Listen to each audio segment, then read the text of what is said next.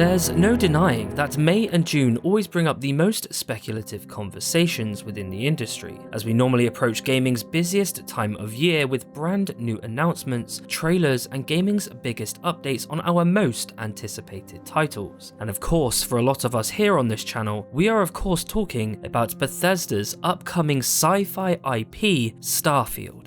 Now, I've got to say, over the last few weeks or so, the speculative conversation for Bethesda's sci-fi adventure have been going absolutely wild. Whether it's due to the concept artists collecting inspiration for Starfield's city and environmental designs, Bethesda's involvement within the Summer Games Fest or GameSpot's Play for All event, or expectations that have been recently set by Pete Hines himself. And now we've had another development regarding Starfield hidden within the game's official website less than 24 hours ago. And that is that Bethesda have declared the provisional Pegi rating for Starfield, leading people to believe that the game may be close to being revealed or finishing up development. Hey guys, Dom here, and today I wanted to discuss with you all what this Pegi rating really means, and how I believe this doesn't guarantee or essentially mean that we are going to be seeing Starfield anytime soon. Now, if Starfield content interests you, be sure to subscribe and hit that notification bell for when I upload more content on Starfield. Also linked below, you can find my Starfield playlist, so you can all be caught up on every piece of news regarding this sci-fi adventure. Now, before I start this video, I'd like to give a huge shout out to Skullsy, who was the very first person to discover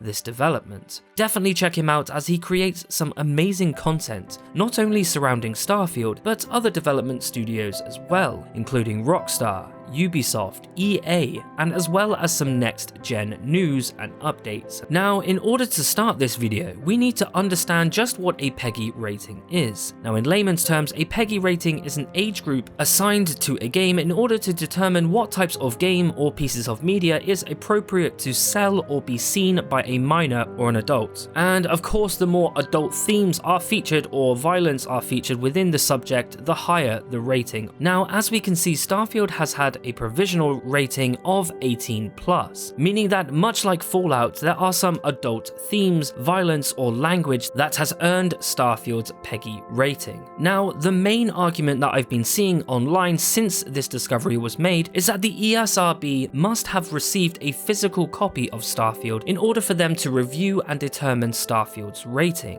which of course leans into the popular theory that Starfield must be completed or has at least finished development at this point, when this isn't true at all. In fact, the game doesn't even need to be physically played by the ESRB in order for a product to receive a provisional rating. And I'll tell you why. Now, when I first saw this piece of news, I wanted to understand what was really going on, what the Pegi rating system really meant, and what was going on behind the scenes, and if this meant that Starfield could be ever closer to a reveal. Now, this sort of thinking led me to watching NoClip's documentary on the ESRB, how they work, what did developers have to do in order to receive a Pegi rating, and the process behind said decisions. And it's here where we discover the process Bethesda would have had to gone through to receive Starfield's current rating. Now again, a lot of people are thinking that a game must be fully complete or finished in order for it to be reviewed by the ESRB. Again, this is completely false. The actual process a development studio will have to go through would first be submitting several assessment forms and questionnaires regarding all of the adult themes or potential adult themes, violence, tone, and to what extent are those adult themes. After this process has been completed, the publishers must send, instead of a complete product, i.e. a full game or movie, the ESRB will only review a 4-hour or less video presentation, displaying all of the previously mentioned violence, adult themes, and general overtones of said video game. This video submission will then be judged and reviewed by several panels of unknown participants, kept away and separate from publisher influence. Component is the online submission form.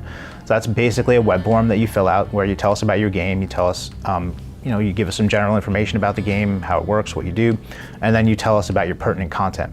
That's our important ESRB defined term. Pertinent content means the most extreme content in your game in its relevant context. So we don't want to see just your violence. We don't want to see just your sex. We want to see the build-up, the lead-up. We want to see what happens after a head is cut off. Why is it getting cut off? What happens? What's the aftermath? Yeah, we don't want an extreme content montage where it's just decapitation, decapitation, decapitation. So show us the lead up, like he was saying. Yeah, it can bias people to have them see something that's more extreme. It doesn't really get into the context of the game. So you fill out, they're essentially like long form essay questions where you tell us about the violence, the sexuality, the gambling, the language, the crude humor, the different content categories that we care about and the parents care about. And then you, at the same time, prepare a video. You upload an HD video, generally in your game's target output resolution, to our secure FTP, and that enumerates the things that you're talking about on the forum. So that gives us the examples, it gives us the context, you show us low-level play, mid-level play, cutscenes where appropriate. We try to put it in front of our raters in a way that is as similar to what an end user would experience without actually having a controller in your hand. So you upload that to us, you agree to our terms and conditions, which says what you can and can't do with the rating, you pay a fee. Then that comes in to my staff. My staff goes through everything, works with the publishers to make sure that it's appropriate, that it's how we would expect it, that it does a service to your game, that you're not sending us an extreme content montage. As we said, we polish it up, and then it goes in front of our raters. So with that, we can determine that Starfield was not sent as a complete product, meaning that yes, Bethesda do not need to complete Starfield in order for it to be sent in for a review and then receive a provisional rating. Bethesda only need to send the ESRB a video representation / 4 hours worth of game footage in order for a provisional rating, which can and will be changed once Starfield has revealed or released.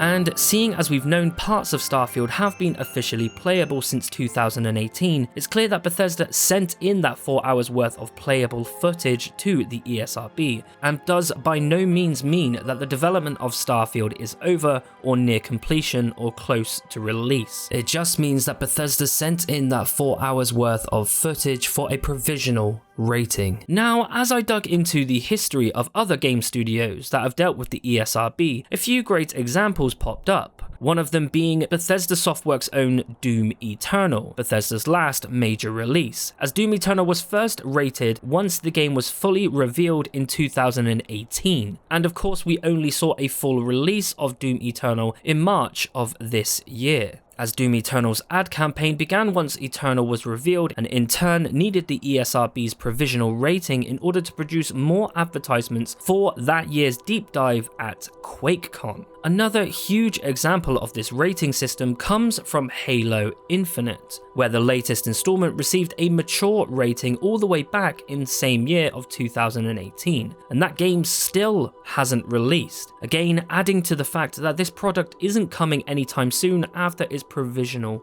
rating. And again, since these are provisional ratings, Halo's and in turn Starfield's rating is subject to change once the game has gone through the final stage after release, in where the ESRB do one final round of reviews to make sure that the developers haven't hid or kept anything from the ESRB within the game's final release. So to wrap up, just because Starfield has received a provisional rating does not by no means mean that we are any closer to a reveal or release. As history has told us, even within Bethesda Softworks, we still could be years away. Although, in my heart of hearts, I do believe that we will see Starfield finally and fully revealed at next year's E3 event, or in next year in general. But more importantly, what do you guys think? Do you think Starfield's provisional rating means anything? Let me know in the comments down below. Best ones get featured in the credits of these videos, and if you liked this video, hit that on that like and subscribe button, and until next time, please stand by.